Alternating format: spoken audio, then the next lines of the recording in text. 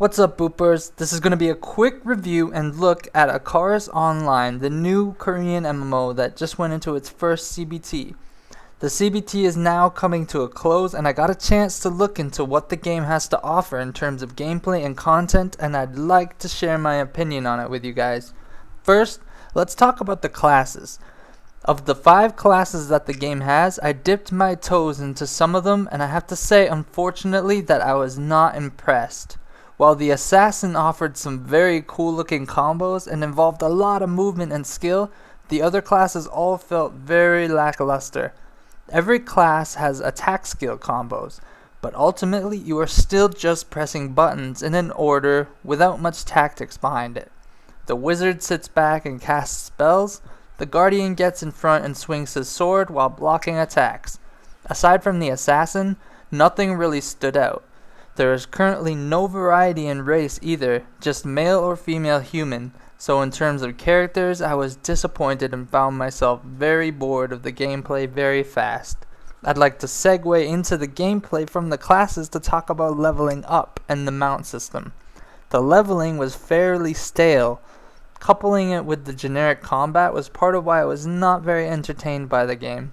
Typical quests of kill mobs, collect stuff, nothing that you haven't seen before. Now, to be fair, there isn't really much left the game can do in terms of questing that players haven't seen before. But with boring combat and straightforward quests, you need something interesting to look forward to in a game. Fortunately, Icarus' main feature was enough to motivate me to get high enough level to try it out: the mount and taming system. In this game, you can tame a mount by jumping on almost any mount-sized creature in the game.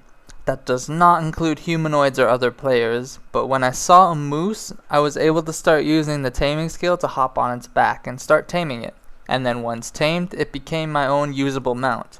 The mounts have stamina, they give you stats, and you can level them up, and it seems that some are harder to tame than others.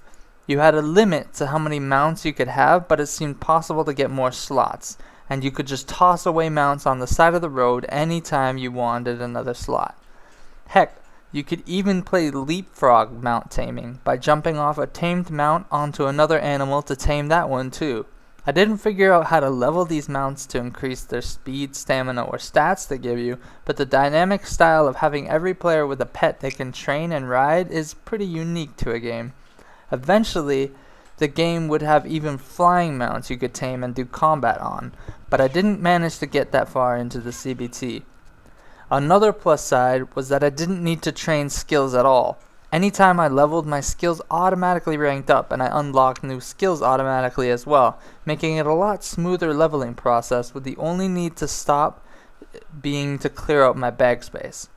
Another plus was the graphics and the cutscenes. The game had a ton of cutscenes and the graphics looked beautiful. The character customization was in-depth to the point that I could make myself look like a hot demon babe or like a fierce and fabulous tiger man. All in all, I think the game has potential. Its pet system and flying combat seemed like they could be very interesting if the game receives large-scale PvP and PvE combat, but as it is now with the leveling, it's just boring, and it feels like a waste of time to try leveling it. The game feels like it is behind a generation in gameplay, despite being ahead a generation in graphics. I'll try to get more coverage when they release more content beyond the level 25 CBT1 cap, but until then, I will be booping out of Icarus and back into Terra or another game. Boop.